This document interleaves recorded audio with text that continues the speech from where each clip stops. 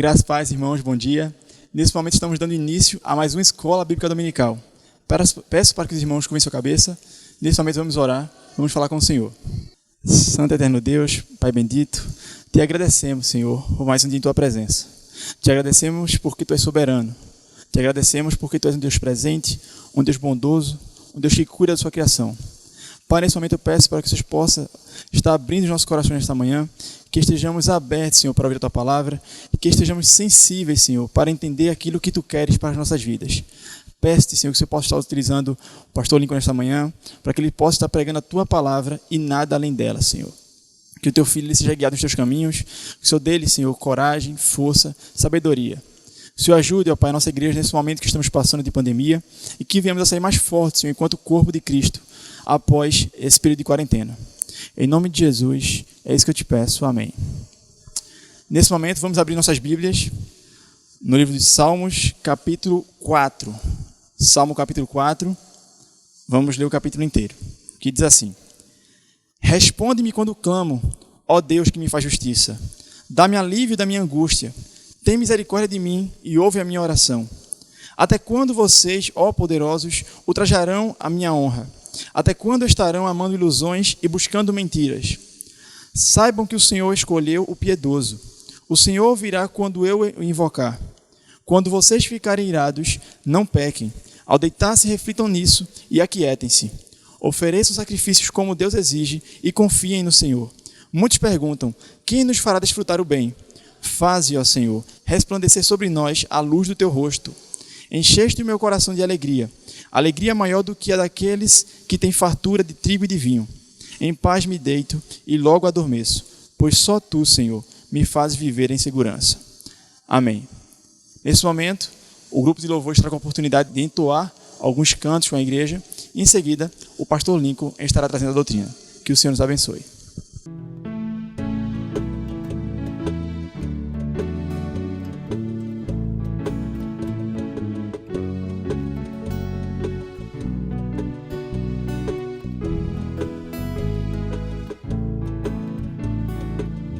Senhor meu Deus, quando eu maravilhado contemplo a tua imensa criação, a terra e o mar e o céu todo estrelado, me vem falar da tua perfeição. Então minha alma canta a ti, Senhor. Grandioso és tu, grandioso és tu. Então minha canta a ti, Senhor. Grandioso és tu, grandioso és tu. Quando as estrelas estão de mim distantes, vejo a brilhar com vívido esplendor. Lembro, ó Deus, as glórias cintilantes que meu Jesus deixou por meu amor. Então minha alma canta a ti, Senhor. Grandioso és tu, grandioso és tu. Então minha alma canta a ti, Senhor. Grandioso és tu, grandioso és tu. Olha as flores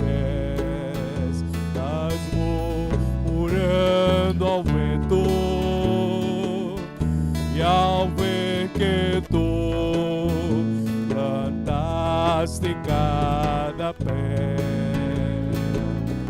Recordo a cruz, o leio tão cruento, e no teu filho afirmo a minha fé. Então minha alma canta a ti, Senhor. Grandioso és tu, grandioso és tu. Então minha alma canta a ti, Senhor. Grandioso és tu, grandioso és tu.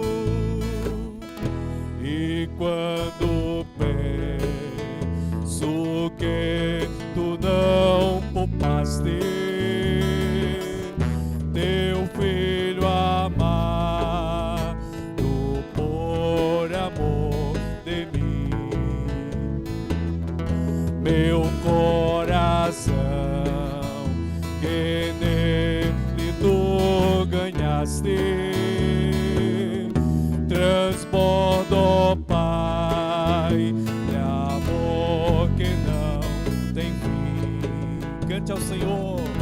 Então minha alma canta a ti, Senhor. Grandioso és tu, grandioso és tu, grandioso és tu.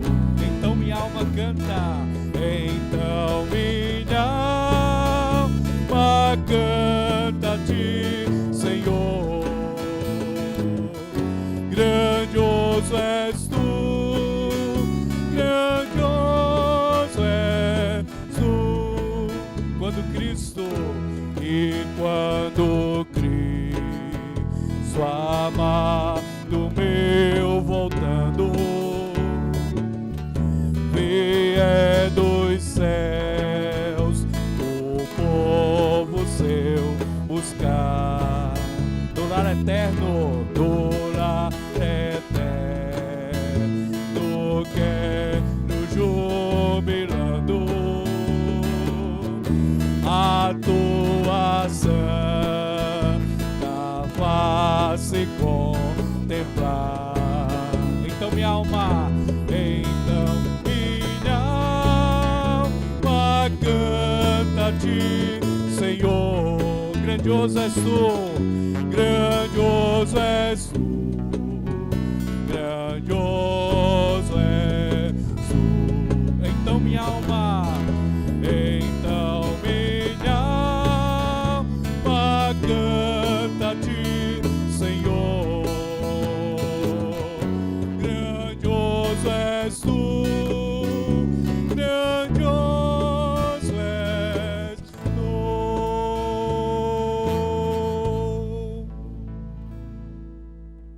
A graça e a paz do Senhor Jesus, onde você estiver, nós convidamos a você a estar junto conosco, louvando e engrandecendo ao nome do Senhor.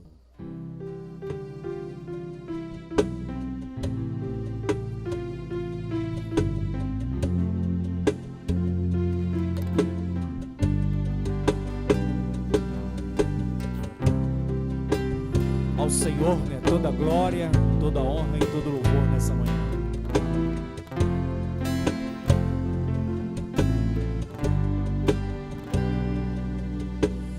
O meu melhor quero te dar, me derramar aos teus pés, ser tua imagem e semelhança é o desejo do meu coração. Se o meu corpo errar o caminho, meu coração clamará por ti. abraça-me com tua misericórdia, vem me envolver, tua face eu quero vestir as roupas da santidade e mergulhar no Santo dos Santos. Tenho sede de Deus, quero conhecer, quero exalar mais de Deus. Convido a você a estar louvando conosco. Vamos cantar mais uma vez do início. O meu melhor quero te dar, me derramar aos teus pés, ser tua imagem e semelhança é o desejo do meu coração. Se o meu corpo errar o caminho, meu coração clamará por ti. Abraça-me com tua misericórdia, vem me envolver, tua face eu quero ver, quero vestir As roupas da santidade e mergulhar no Santo dos Santos. Tenho sede de Deus, quero conhecer, quero exalar mais de vestir as roupas da santidade e mergulhar no Santo dos Santos. Tenho sede de Deus, quero conhecer, quero exalar mais de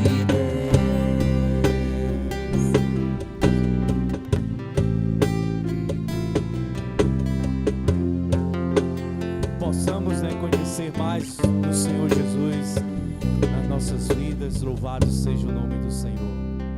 Amém.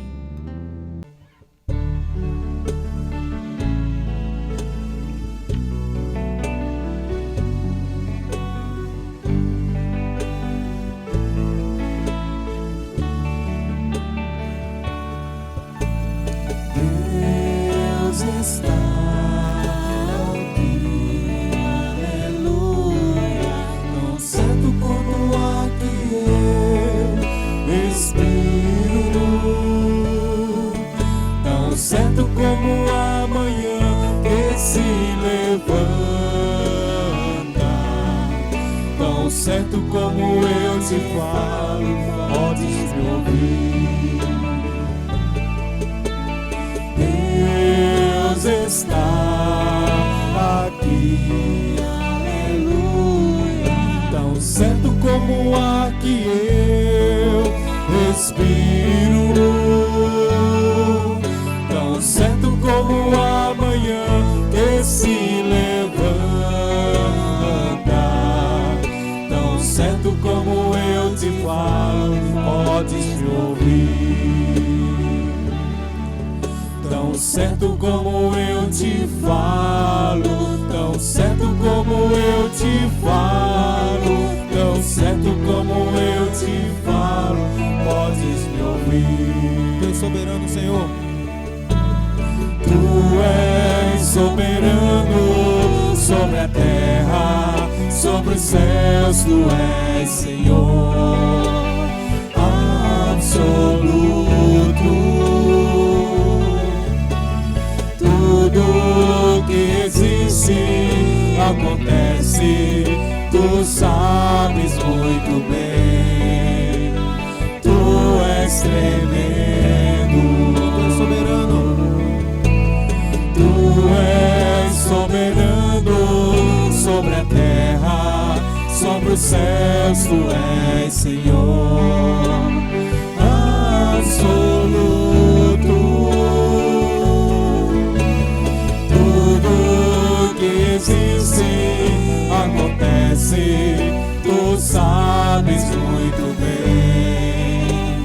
Tu és tremendo. E apesar dessa glória que tens, tu te importas comigo também. Esse amor tão grande eleva-me, amarra-me.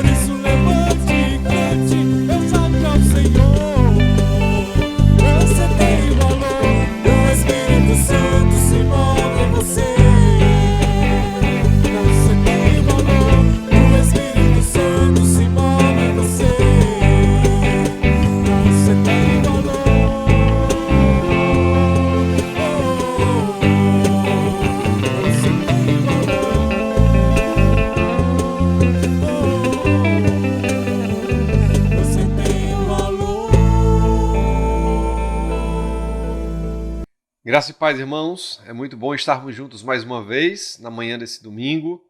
Como foi sua semana? Espero que você esteja bem, que sua família esteja bem. Queridos, antes de nós entrarmos no tema vida cristã proposto para hoje, nós iremos curvar as nossas cabeças e orar. Curva sua cabeça, vamos orar?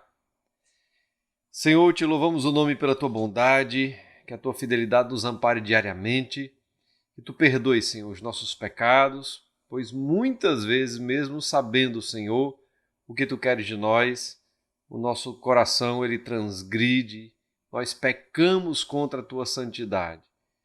Que tu, Senhor, nos ajudes a entendermos cada vez mais a tua palavra e a termos o desejo de praticá-la para a glória do teu nome. Eu te peço, Senhor, que tu visites cada um dos teus filhos, cada família, Senhor, representada nessa igreja local. Que tu possas também alcançar todos os teus filhos que estão espalhados ao redor desse mundo. Que tu abençoe, Senhor, cada lar com o pão de cada dia, com o livramento, com a providência, com a provisão. Que tu, Senhor, possas ajudar o teu povo nessa fase em que nós estamos agora. Que a tua bondade possa abrir portas e fechar portas que glorifiquem o teu santo nome. Que no nome de Jesus tu estejas com os teus filhos, Senhor, que precisam de mais cuidados. Que tu estejas com os nossos irmãos idosos, fortalecendo, Senhor, a sua fé, ajudando-os a entender a situação, dando a eles, Senhor, paz e convicção para enfrentarem todas as dificuldades. Que no nome de Jesus tu visite, Senhor, cada um dos nossos irmãos enfermos, que a tua bondade possa ajudá-los, que tu possas cuidar de cada um deles. Visita, Senhor, cada família, ajuda, Senhor, os casamentos dos teus filhos, ajuda, Senhor, os teus filhos na criação da sua prole, ajuda, Senhor, cada família e nos dá sempre a perspectiva de reino para vivermos de tal forma que o teu nome seja engrandecido e glorificado. Que a tua palavra nos fale mais uma vez ao coração e que tu sejas, Senhor, entronizado. Para a glória do teu nome te oramos, em nome de Jesus. Amém. Queridos irmãos, hoje nós iremos abordar mais um tema dentro da proposta, de vida cristã. Domingo passado nós nos perguntamos, porque nós lemos a Bíblia, porque nós estudamos a palavra, chegamos a algumas conclusões. Hoje eu faço a pergunta, por que nós oramos? Por que é que você ora? O que é que nós, como igreja, devemos orar? Muito provavelmente, irmão, o que eu vou falar para você hoje, você já sabe. Não vou falar nenhuma novidade, mas é importante a gente voltar para esses assuntos, para a gente ser avaliado pelas Escrituras e a gente avaliar a nossa própria vida e entendimento agora do que é oração.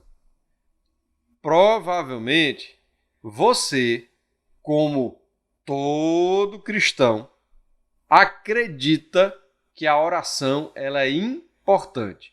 Eu acho que nenhum cristão afirma que a oração não tem importância. Os cristãos afirmam que a oração é importante. Talvez você já chegou à conclusão de que a oração é vital para a vida cristã. Ela faz parte da vida cristã de tal forma que ela está ali na sua essência, na sua centralidade. Bom, se você pensa assim, beleza. Muito provavelmente esse é o senso comum quando a gente fala da temática oração. Entretanto, parece-me que apesar de ser um senso comum que a oração faz parte da vida cristã, que ela é vital para a vida cristã, ela é uma atividade muito difícil para os cristãos. Difícil em que termo? Porque a gente pode fechar os olhos e orar a qualquer hora e em qualquer lugar. Então, em termos de esforço, a oração não é difícil, Mas é uma tarefa difícil para os cristãos, porque muito provavelmente você fala mais de oração do que você ora. Muito provavelmente você entende o conceito, você concorda com o que eu falei, que ela é importante e vital dentro da vida cristã, mas talvez, provavelmente, a sua vida de oração ela deixa a desejar. E é nesse ponto que a gente vai falar sobre a questão da dificuldade, né? É um tema que todo mundo concorda, entretanto é um tema difícil. Individualmente, você, na sua vida cristã, a oração, ela talvez esteja meio, né, perdida, e também na igreja.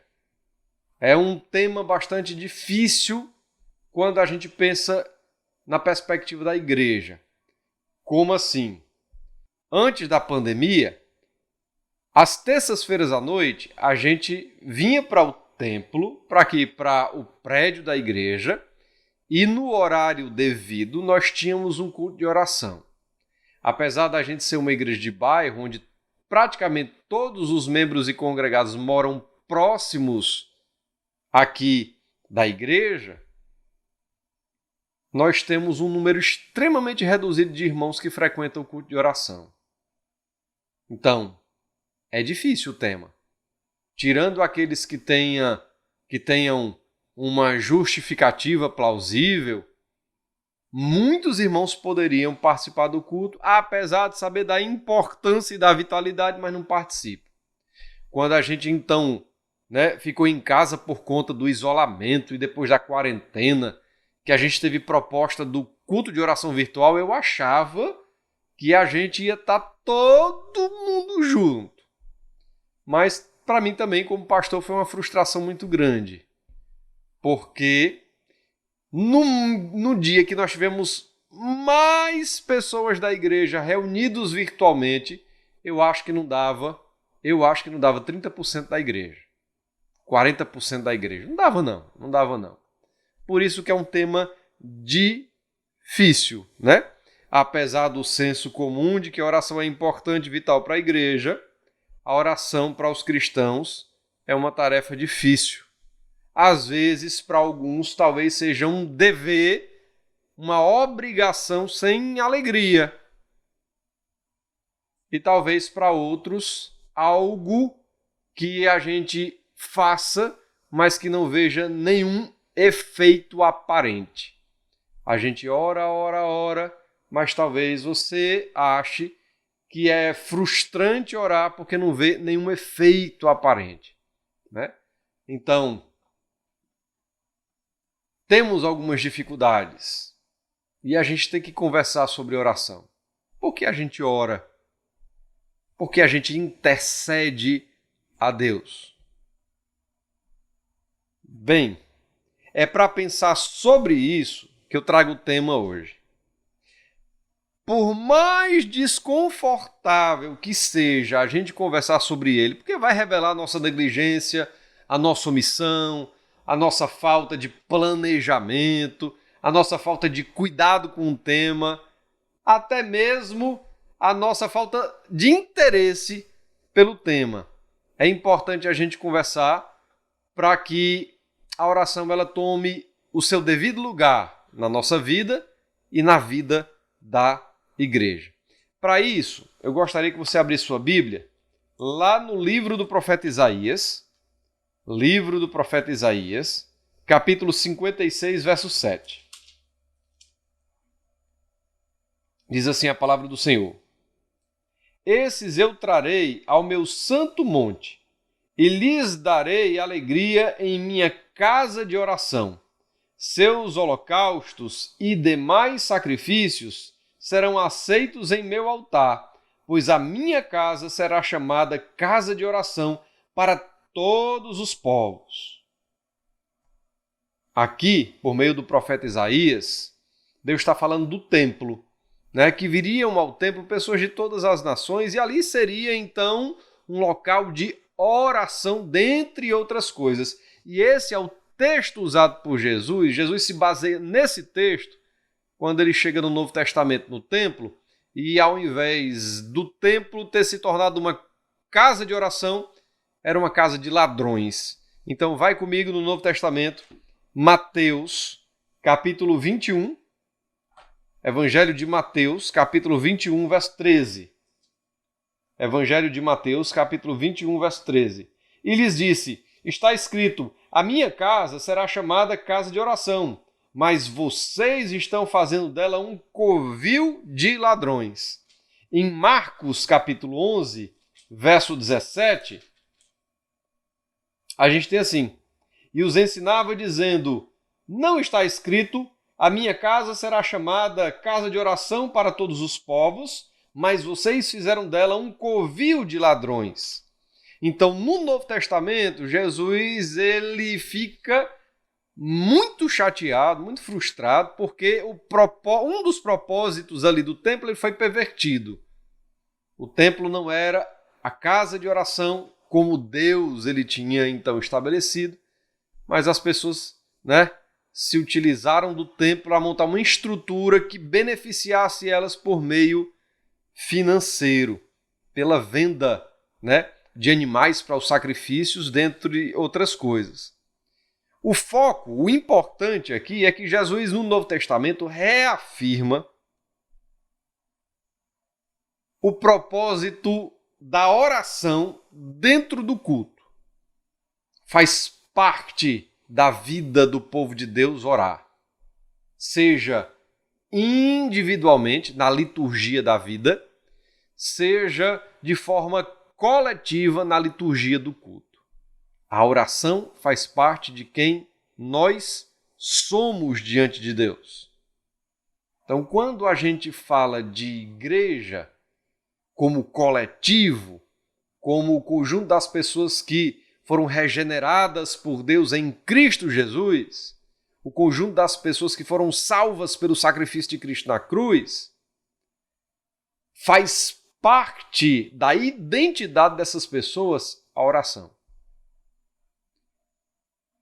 E aqui então Jesus mostra para aquele povo que o propósito original deveria ser retomado. O entendimento é que na vida do culto tem que ter oração, porque a oração ela tem sentido na nossa devoção diante de Deus, e a gente vai já ver por quê. E ao mesmo tempo a oração faz parte da minha devoção individual diante de Deus. Mas não é só nos evangelhos que a gente vê a importância da oração. Vamos lá no livro de Atos? Atos capítulo 1. Atos capítulo 1. Verso 14. Atos 1, 14. Todos eles se reuniam sempre em oração com as mulheres, inclusive Maria, a mãe de Jesus, e com os irmãos dele.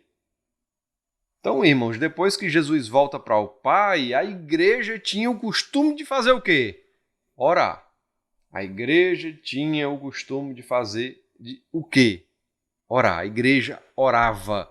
A igreja estava em intercessão constante, em oração constante. Quando a gente vai no capítulo 2 de Atos, no verso 42, a gente tem então, eles se dedicavam ao ensino dos apóstolos e à comunhão e ao partir do pão e às orações. O que é que a igreja se dedicava? Dentre outras questões cruciais e importantes dentro da vida cristã, eles se dedicavam à oração. Então, nos evangelhos, em Atos Apóstolos ou em qualquer lugar da Bíblia, quando se fala em oração, no lar ou na igreja, a oração é essencial dentro da vida cristã. A oração é essencial. Então, se a gente não ora, tem alguma coisa errada. Se a gente não ora como a gente deve orar, tem alguma coisa errada. Se a gente não ora como igreja, tem alguma coisa errada. Eu sei que hoje em dia, o contexto da gente é muito diferente do contexto de antigamente. A gente tem muitas atribuições e muitas responsabilidades.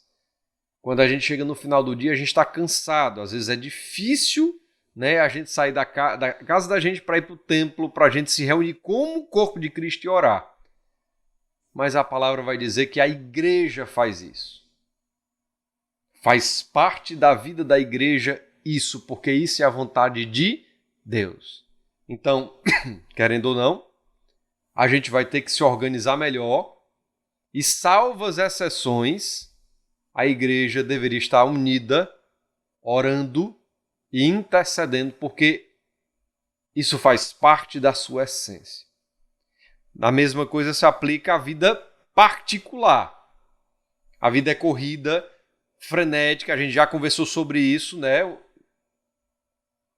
Eu não vou tocar mais no assunto, mas se a oração é essencial na vida cristã, se não há oração na vida particular, tem alguma coisa errada. A gente não entende então quem é Deus ou o que Deus quer de nós. Entenderam? Então, qual é a primeira coisa que eu gostaria de meditar com os irmãos hoje pela manhã? Eu gostaria, então, de lembrá-los o que é a oração. O que é a oração? A oração faz parte da nossa identidade como cristãos. Então, uma vez que nós nascemos de novo, uma vez que Cristo faz parte da nossa vida, uma vez que nós nos tornamos filhos de Deus por adoção em Cristo Jesus, a oração faz parte da nossa identidade. Ela faz parte de nós. Assim como a leitura das Escrituras. Não dá para saber a vontade de Deus sem o entendimento e o conhecimento das Escrituras. Não dá para ter comunhão, relacionamento com Deus sem a palavra e sem a oração. As duas foram dadas por Deus para nós como meio de graça e as duas fazem parte da nossa identidade. Todo cristão deve ler a Bíblia, estudá-la para compreendê-la, para praticar na vida, para conhecer melhor Deus e, ao mesmo tempo, em resposta, entendendo o que Deus quer, entendendo que faz parte da vida cristã a oração, o cristão se prostra diante de Deus, lançando sobre ele não apenas as suas ansiedades, mas intercedendo por aquilo que é da vontade de Deus declarada nas Escrituras. A oração faz parte da nossa identidade como cristãos. A oração faz parte da nossa filiação com Deus. Qual é o filho que não conversa com seu pai? Não é verdade? Lembrem-se, irmãos, antes nós éramos inimigos, agora nós somos amigos. Mas nós não apenas somos amigos, Deus em Cristo Jesus nos tornou seus filhos por adoção. Então, faz parte da nossa filiação com Deus a gente orar, conversar com Ele. A oração é a nossa resposta a Deus quando Ele fala conosco, primeiro pelo Evangelho de Jesus Cristo, segundo pelas Escrituras. Então, quando nós nos debruçamos diante da palavra, quando nós conhecemos a Jesus, quando nós entendemos o que Jesus quer de nós, quando nós aprendemos a palavra, a resposta ao entendimento das Escrituras é uma vida de relacionamento com Deus, também por meio da oração. Então, quando a gente ora, a gente coloca as Escrituras lá. A gente sabe como orar porque as Escrituras ensinam. A gente sabe como se aproximar de Deus porque a gente aprendeu pela instrução da palavra. E a gente sabe a importância.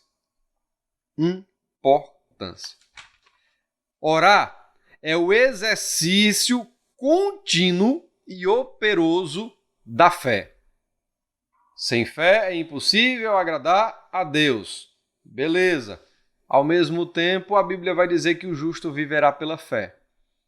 A oração faz parte dessa vivência na fé com Deus. É o exercício contínuo e operoso da fé. Eu me prostro diante daquele que eu temo, que eu creio ser o Deus Todo-Poderoso. Eu me prostro na expectativa de que Ele escute a minha voz como a própria palavra me ensina que Ele escuta. Eu me coloco humildemente diante dEle porque eu sei o meu lugar. E eu espero, aguardo com paciência a sua resposta, porque Deus responde àqueles que o buscam. Em oração, como filhos unidos com Cristo, nosso advogado e sumo sacerdote, o herdeiro de todas as coisas, compareceremos diante de Deus como pessoas que recebem toda a atenção. A oração não é um meio para a gente mendigar a atenção de Deus. Atenção, a oração não é o meio da gente chamar Deus para algumas coisas que são importantes que Ele não está vendo. A oração faz parte da vida da gente. E a gente sabe que quando se coloca diante de Deus, Ele vai nos escutar com toda a atenção. Porque nós somos seus filhos unidos em Cristo Jesus. Isso é bênção, irmãos. Isso é privilégio. Por meio da oração, nos envolvemos naquilo que Deus tem a realizar no mundo. Vê só, Deus é soberano, amém. Deus age em todas as coisas, amém. Deus precisa da minha oração para que a vontade dele seja cumprida? Não. Mas ele me chama como igreja para entender a sua vontade e, entendendo a sua vontade, pedir para que a sua vontade seja feita, assim na terra como no céu. Então, por meio da oração, a gente se envolve naquilo que Deus tem a realizar no mundo. Por exemplo, nós temos orado muito pela situação do nosso planeta, do nosso país, do nosso município, por conta do Covid. E nós temos pedido que as autoridades elas tenham sabedoria e discernimento e tal. Quando nós nos colocamos diante de Deus pedindo isso, a gente pede que a sua vontade seja estabelecida. A gente pede que a sua soberania seja aplicada para a glória do seu nome. A gente se envolve com aquilo que Deus tem feito, tem realizado no mundo.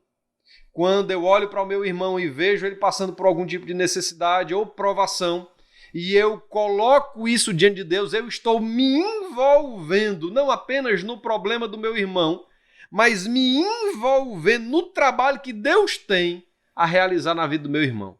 Eu estou dizendo para Deus, eu me importo com ele. E eu estou me envolvendo, entregando a Deus as suas causas, as suas queixas.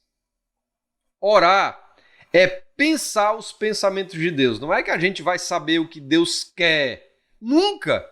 Mas a palavra de Deus diz o que Ele quer. Diz o que Ele pensa. Então, quando nós oramos segundo a palavra, crendo, receberemos.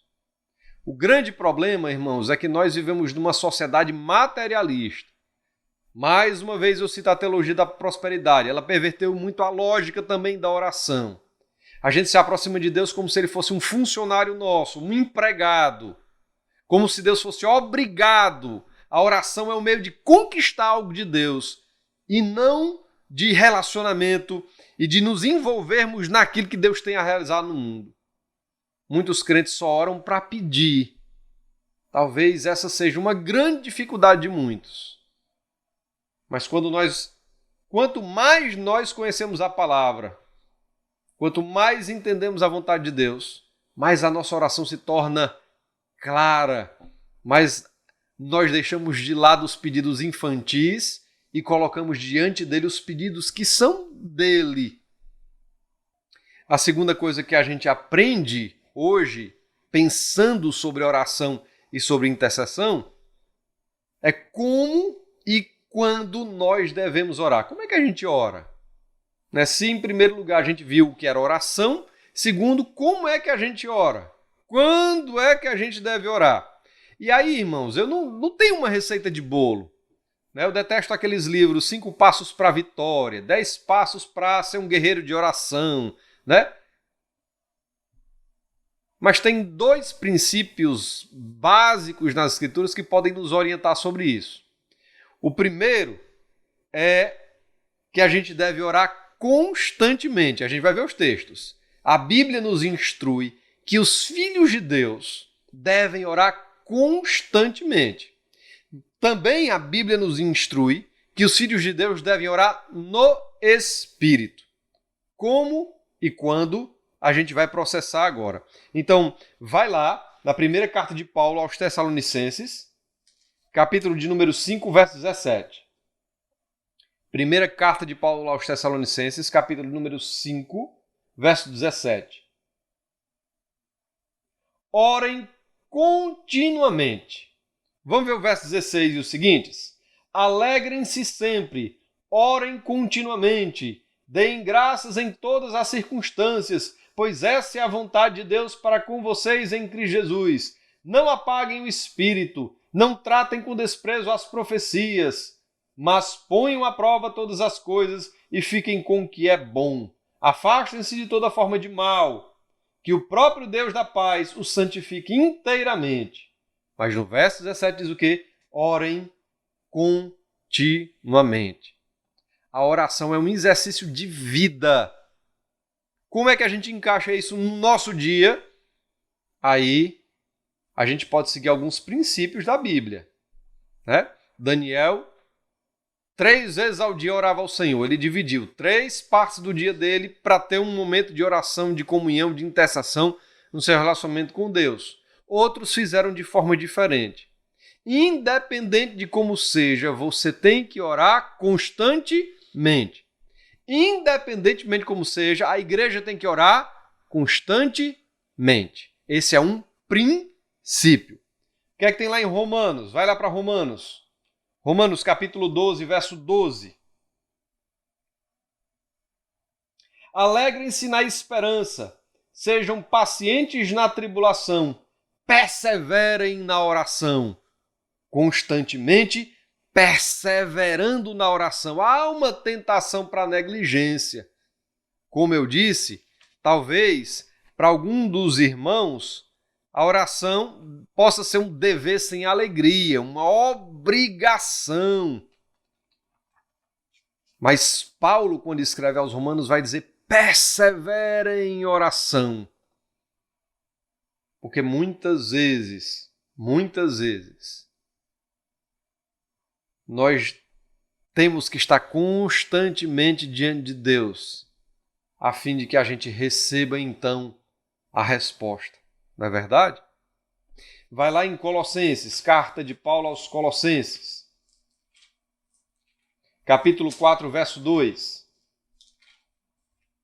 Colossenses 4, 2. Dediquem-se à oração, estejam alertas e sejam agradecidos. Dediquem-se. A gente se dedica à oração, a gente se dedica àquilo que é importante na vida da gente. Lembra quando a gente conversou sobre prioridades? A oração é uma prioridade dentro da vida cristã. Tem que ser constante, tem que ser perseverante, tem que ser com dedicação. Como é que está sendo a oração na tua vida? Porque, irmãos, todos os dias nós somos provados. E no meio da provação pode surgir as tentações. E é através das orações que a gente muitas vezes ultrapassa. É por meio da oração que muitas vezes a gente ultrapassa a provação, vencendo as provações. Também é por meio das orações que nós pedimos a Deus que nos afaste dos perigos, que nos guarde do mal. Também é por meio da oração que nós pedimos a Deus que nos supra as necessidades. Tem que ter constância na vida de oração. E constância na vida de oração revela o nosso discernimento. Quanto mais maduro o cristão, melhor é a sua vida de oração. Quanto mais maduro o cristão, ele não depende de fatores externos para orar.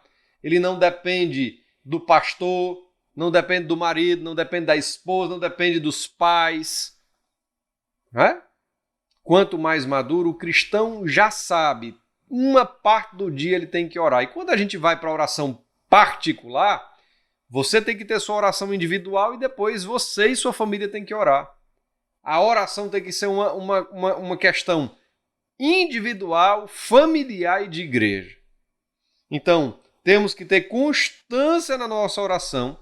Essa constância revela o discernimento que nós temos e também revela a nossa dependência de Deus.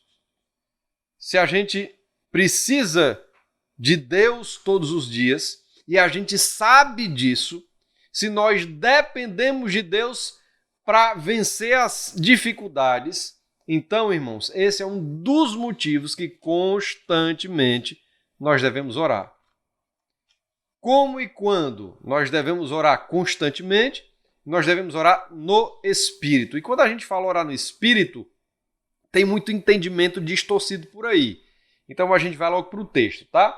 Vai lá para Romanos, capítulo 8, verso 26 e 27. Romanos capítulo 8, verso 26 e 27. Da mesma forma, o Espírito nos ajuda em nossa fraqueza, pois não sabemos como orar, mas o próprio Espírito intercede por nós com gemidos inexprimíveis. E aquele que sonda os corações conhece a intenção do Espírito, porque o Espírito intercede pelos santos de acordo com a vontade de Deus. O que é que o apóstolo Paulo quer dizer aqui? Orar no Espírito é orar de acordo com a vontade de Deus. E como é que a gente ora de acordo com a vontade de Deus? Quando a gente ora segundo as Escrituras. Então, quando a gente conhece as Escrituras e a gente ora segundo a vontade de Deus, a gente está orando no Espírito. Orar no Espírito é orar segundo a vontade de Deus. O que é que esse texto de Romanos 8, verso 26 e 27 também nos ensina? Que o Espírito Santo nos assiste em nossa fraqueza. Nós somos fracos, irmãos. Deus é forte. Nós somos dependentes de Deus. Nós nos achegamos a Deus em oração.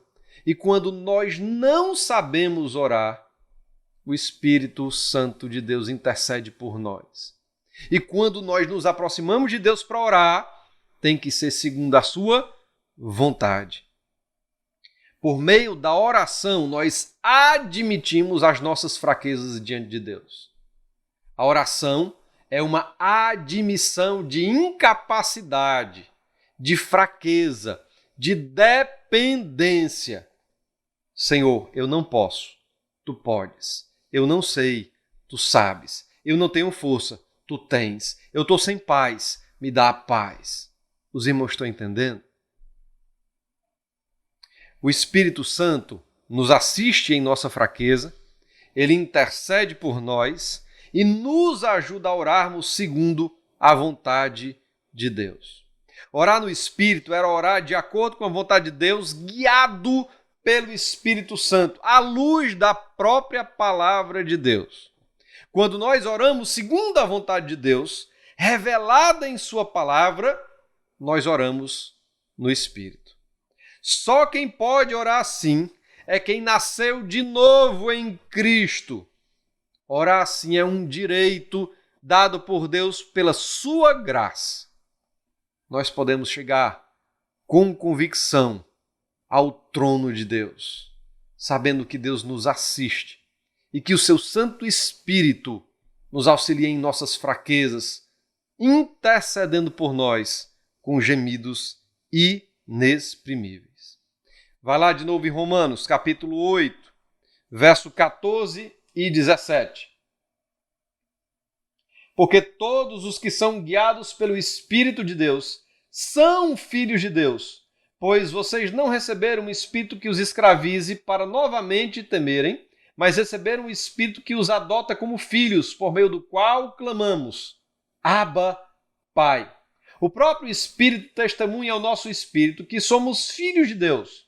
Se somos filhos, então somos herdeiros, herdeiros de Deus e co-herdeiros com Cristo, se de fato participamos dos seus sofrimentos, para que também participemos da sua glória. Louvado seja o nome do Senhor. Vai lá em Efésios. Efésios capítulo 6, verso 18.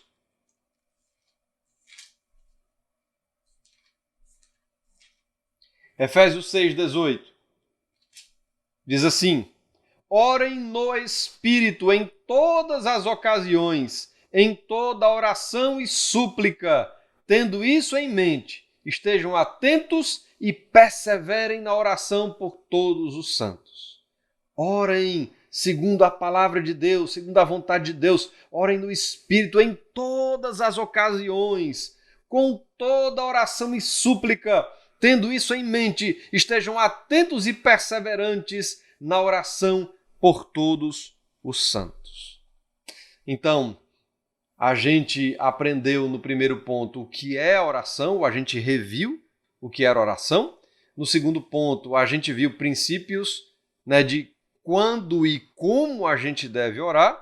E o terceiro ponto é pelo que e por quem nós devemos orar. Quando a gente ora Para quem? Por quem? Bem, mais uma vez, não tem receita de bolo, vamos para alguns princípios da palavra. Quando a gente ora, a gente é convidado por Deus na própria palavra para orar por trabalhadores e pastores que trabalhem pelo reino e para a glória de Deus. Vai lá em Mateus, Mateus capítulo 9. Evangelho de Mateus, capítulo 9, verso 36 e 38. Mateus 9, verso 36 e 38. Ao ver as multidões, teve compaixão delas, porque estavam aflitas e desamparadas como ovelhas sem pastor. Verso 37. Então disse aos seus discípulos: a colheita é grande, mas os trabalhadores são poucos. Peçam, pois, ao Senhor da colheita que envie trabalhadores para a sua colheita. Irmãos, isso que Jesus disse aos seus discípulos há mais de 2000 anos atrás é verdade até hoje. Poucos são os que trabalham. Poucos são os que botam a mão no arado. Poucos são aqueles que se importam. Por isso que a igreja tem que constantemente orar para que Deus envie trabalhadores. Não apenas novos trabalhadores, mas que Deus desperte, levante trabalhadores. Porque o trabalho tem que ser feito. O trabalho não pode parar por conta da omissão ou da inércia do próprio povo de Deus. A gente tem que interceder ao Pai, que levante trabalhadores e pastores para a sua seara. Vai lá em Filipenses, carta de Paulo aos Filipenses, capítulo 1, verso 19 e 20. Filipenses 1, 19 e 20. Pois sei que o que me aconteceu resultará em minha libertação, graças às orações de vocês e ao auxílio do Espírito Jesus Cristo. Paulo está dizendo o quê? Que aquilo que vai acontecer é resultado também da oração e da intercessão dos irmãos em prol dele. Os irmãos oraram por Paulo, né? Pelo trabalhador, pelo pastor Paulo, e aí Paulo está na expectativa de que a resposta chegue. Efésios capítulo 6. Efésios capítulo 6, versos 19 e 20. Orem também por mim, para que quando eu falar, seja-me dada a mensagem, a fim de que, destemidamente, torne conhecido o mistério do Evangelho, pela qual sou embaixador preso em correntes. Orem para que, permanecendo nele, eu fale com coragem, como me cumpre fazer. Irmãos, muitas vezes o pastor é cobrado pelos resultados, né? A maioria dos irmãos acha que é responsabilidade do pastor se há ou não conversão dentro da igreja, né? Isso é uma visão distorcida, né? O pastor ele tem que estar preparado, lançando a semente. Quem converte o coração é Deus, por meio do seu Espírito Santo, que convence o homem do seu pecado, do juízo e da justiça. Mas aqui o apóstolo Paulo, ele pede aos irmãos que orem por ele, para que a pregação seja ousada e a pregação alcance os fins desejados por Deus. A pergunta é, você ora por isso? Você gasta algum tempo por semana orando pelo pregador, pelo professor da escola dominical? Ah, Senhor, que a palavra toque os corações, que a palavra seja pregada com ousadia, que o estudo da palavra traga edificação para a igreja. Você intercede por isso? Vai lá na carta de Paulo aos Colossenses. Capítulo 4, verso 3 e 4. Ao mesmo tempo, orem também por nós, para que Deus abra uma porta para a nossa mensagem, a fim de que possamos proclamar o mistério de Cristo pelo qual estou preso. Orem para que eu possa manifestá-lo abertamente, como me cumpre fazê-lo. Ele pede também à igreja de Colosso a mesma coisa. Os irmãos estão entendendo? Pelo que e por quem a gente deve orar? Orar por trabalhadores e por pastores, para que eles desempenhem o trabalho estabelecido por Deus. A gente também deve orar por todos os santos, né? E quando a Bíblia fala dos santos, não é um santo canonizado segundo a teologia católica. É por todos aqueles que foram santificados em Cristo Jesus, ou seja, os filhos de Deus, os regenerados. A Bíblia, ela vai dizer que nós somos um corpo, nós somos uma família. E é normal, então, que nós estejamos orando uns pelos outros constantemente. Vai lá para Efésios 6,18. Efésios 6,18. Orem no Espírito em todas as ocasiões, com toda oração e súplica, tendo isso em mente, estejam atentos e perseverem na oração por todos os santos. Né? Texto que a gente já leu. Primeira carta de Paulo aos Tessalonicenses, capítulo 4, verso 3. A vontade de Deus é que vocês sejam santificados. Abstenham-se da imoralidade sexual. Qual é a vontade de Deus? Que nós sejamos santificados. Então nós devemos orar por santificação. Agora não é só orar no campo das ideias, é entender a palavra, pedir a Deus que nos ajude para viver essa realidade. Vai lá em Mateus, Evangelho de Mateus, capítulo 26. Evangelho de Mateus, capítulo 26, verso 41.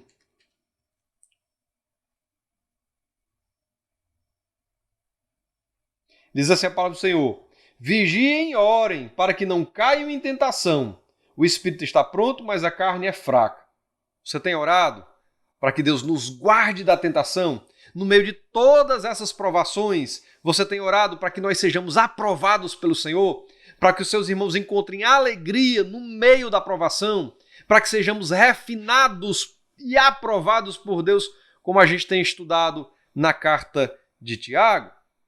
Vai lá para Gálatas, carta de Paulo aos Gálatas, capítulo 5, verso 16 a 25. Gálatas 5, 16 a 25. Diz assim a palavra do Senhor: por isso digo, vivam pelo Espírito, e de modo nenhum satisfarão os desejos da carne, pois a carne deseja o que é contrário ao Espírito, e o Espírito que é contrário à carne. Eles estão em conflito um com o outro, de modo que vocês não fazem o que desejam.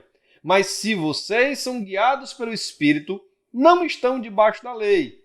Ora, as obras da carne são manifestas: imoralidade sexual, impureza e libertinagem, idolatria e feitiçaria, ódio, discórdia, ciúmes, ira, egoísmo, dissensões, facções, inveja, embriaguez, orgias e coisas semelhantes. Eu os advirto como antes já os adverti.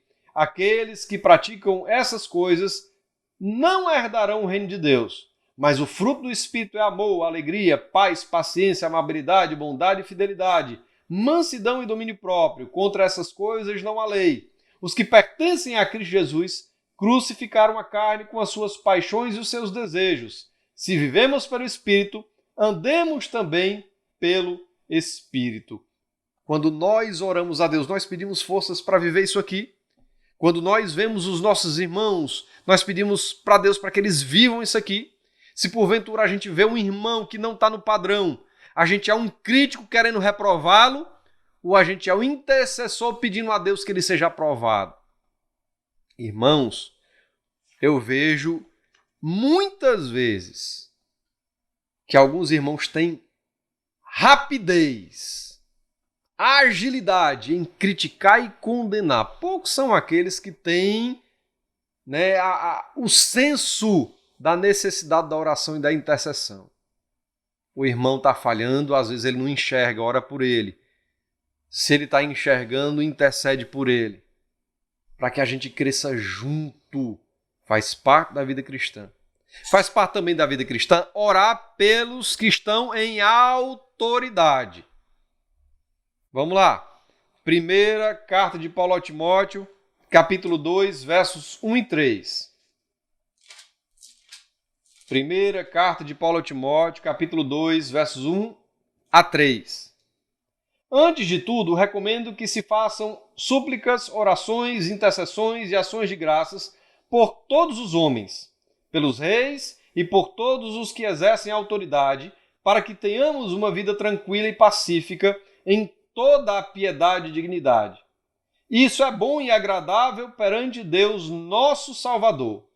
Quer dizer, irmãos, que um dos fatores que nos dá a vida tranquila, social, é quando a igreja intercede em favor das autoridades. E quando a gente fala de que devemos orar por aqueles que estão em autoridade, são os governantes eleitos, os funcionários públicos, os professores de escola, os empregadores, os pais, qualquer um que esteja numa posição, ocupe uma posição de autoridade. Nós devemos orar, que Deus faça a sua vontade na vida de fulano de tal, que fulano de tal governe segundo a vontade de Deus, que fulano de tal administre segundo a vontade de Deus, que aquele pai e aquela mãe governem seus filhos segundo a palavra de Deus, que o pastor oriente a igreja segundo a palavra de Deus. Os irmãos estão entendendo? Às vezes a gente é rápido para criticar e lento para interceder segundo a palavra de Deus. Vai lá em Efésios, volta lá para Efésios, capítulo de número 6, versos de 1 a 3. Filhos, obedeçam a seus pais no Senhor, pois isso é justo. Honra teu pai e tua mãe, este é o primeiro mandamento com promessa, para que tudo te corra bem e tenhas longa vida sobre a terra. Vamos orar mais pelos pais. Irmãos, nós vivemos numa sociedade disfuncional no seu entendimento de família.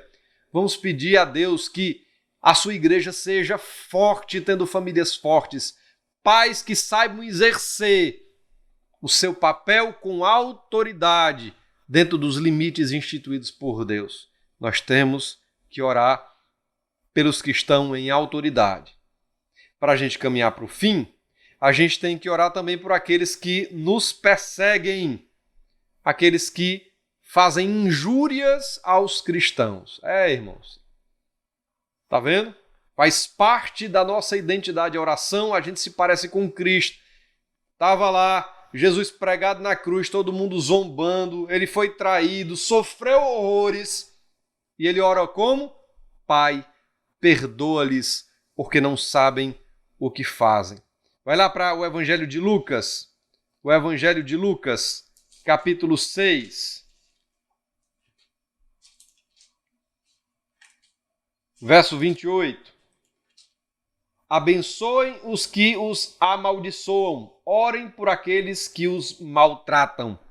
Tá vendo, irmãos? Lá na oração da gente tem que ter um espacinho para a gente orar por aqueles que nos maltratam. E não é fazer uma oração imprecatória, né? Como alguns pensam.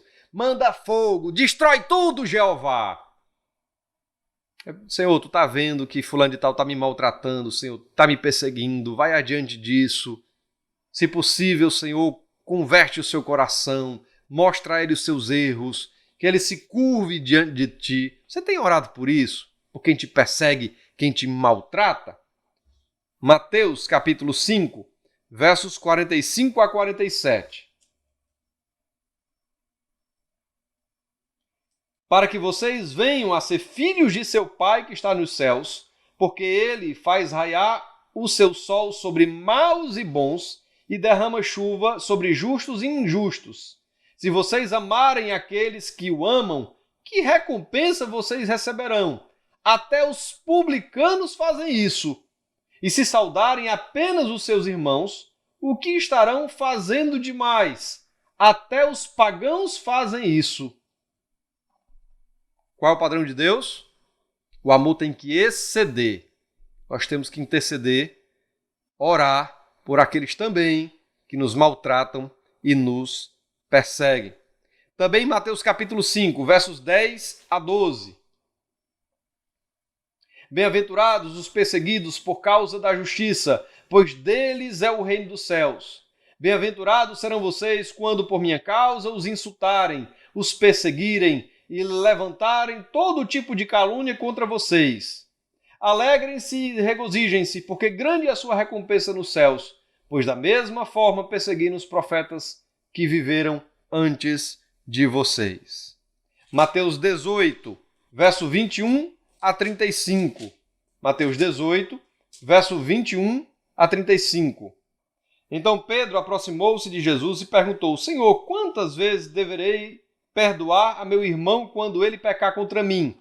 Até 7 vezes? Jesus respondeu, eu lhe digo, não até 7, mas até 70 vezes 7. Por isso o reino dos céus é como um rei que desejava acertar contas com seus servos. Quando começou o acerto, foi trazido à sua presença um que lhe devia uma enorme quantidade de prata. Como não tinha condições de pagar, o Senhor ordenou que ele, sua mulher e seus filhos e tudo que ele possuía fossem vendidos para pagar a dívida. O servo prostrou-se diante dele e lhe implorou, tem paciência comigo e eu te pagarei tudo. O senhor daquele servo teve compaixão dele, cancelou a dívida e o deixou ir. Mas quando aquele servo saiu, encontrou um de seus conservos que lhe devia 100 denários. Agarrou-o e começou a sufocá-lo, dizendo, pague-me o que me deve. Então o seu conservo caiu de joelhos, implorou-lhe, tenha paciência comigo e eu lhe pagarei. Mas ele não quis, antes saiu e mandou lançar na prisão, até que pagasse a dívida. Quando os outros servos, companheiros dele, viram o que havia acontecido, ficaram muito tristes e foram contar ao seu senhor tudo o que havia acontecido. Então o senhor chamou o servo e disse, servo mau, cancelei toda a sua dívida, porque você me implorou. Você não devia ter tido misericórdia do seu conservo, como eu tive de você? Irado, seu senhor entregou-o aos seus torturadores, até que pagasse tudo o que devia. Assim também lhes fará meu Pai Celestial, se cada um de vocês não perdoar de coração a seu irmão. Pois é, irmãos, às vezes a gente não tem condição de perdoar, às vezes o nosso orgulho fica ferido, machucado, a gente quer estar por cima, mas por meio do entendimento da palavra, eu estou lendo a palavra, eu entendi o que Deus quer de mim, eu me prostro diante de Deus e peço, se eu não tenho força para fazer isso, força para fazer isso. Quantos casamentos precisavam de oração para que tivessem perdão? Quantas famílias destruídas não teriam a sua destruição se o marido, se a esposa tivessem mais humildade e colocassem isso diante de Deus? Senhor, não consigo perdoar, me dá força.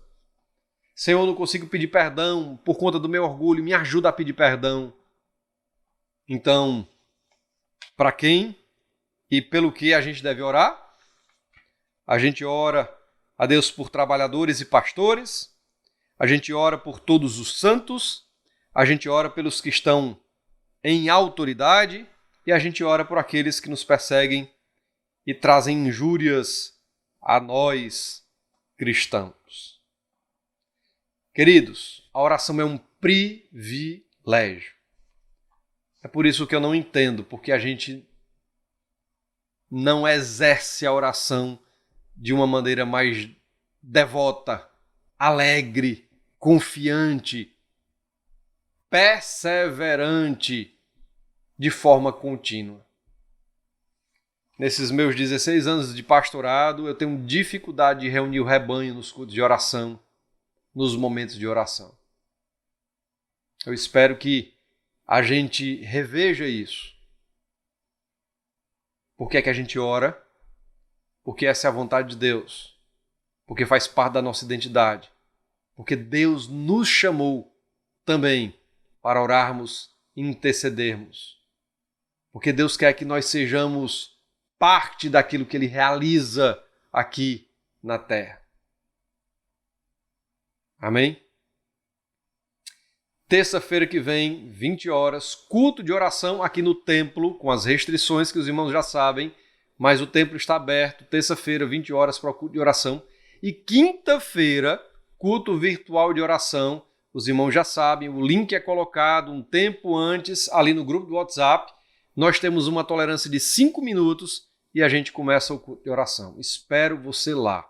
Também espero que você esteja orando particularmente. Encaixa a oração na sua vida.